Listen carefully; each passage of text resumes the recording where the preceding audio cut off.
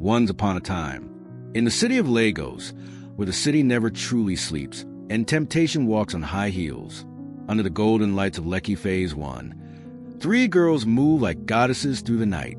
Their names were Tasha, Mimi, and Kendra, the 3 crowns, as people on social media called them.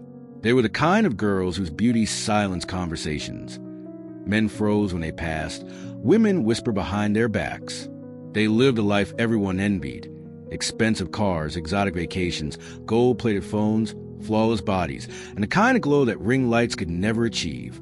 But there was something off about them. People said their eyes glimmered strangely at night, an oceanic blue that didn't belong on African skin. Their perfume lingered unnaturally long, like sea brine and roses.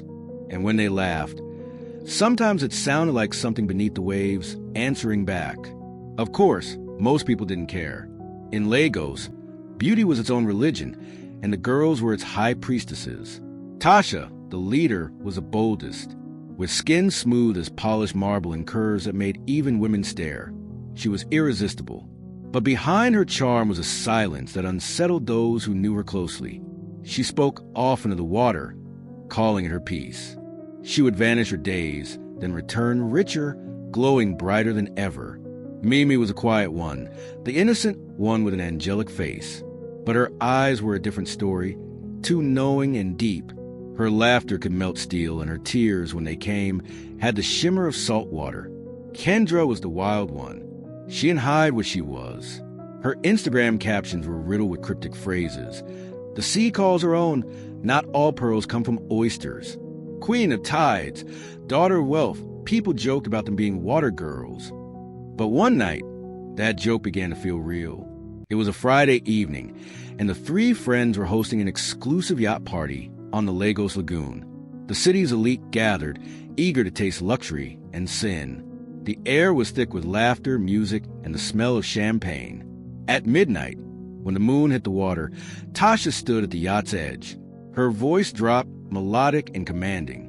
Let the queen arise from the deep and take over. The wind changed. The lagoon went eerily still. Then came a whisper, a sound like hundreds of voices murmuring from below. The waves began to swirl, forming a luminous ring of blue light. Guests gasped. Phones lifted to record, thinking it was a show. But when Mimi's eyes rolled white and Kendra fell to her knees chanting in a strange tongue, panic began to ripple through the crowd. Suddenly, the water erupted. A figure rose, a woman cloaked in foam and silver scales, her beauty beyond human understanding.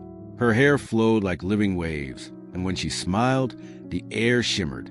Children of the tide, bring me my due, she said, her voice echoing in the minds of everyone there. The next morning, the yacht was found adrift and empty. No sound of the party, no bodies, just 3 pairs of golden sandals and a faint scent of salt and roses.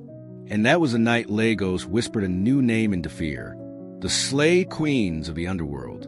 But this is just the beginning. Wait till you see what happens next. If you find this story interesting, please subscribe, like, and comment next to unfold what happens in episode 2.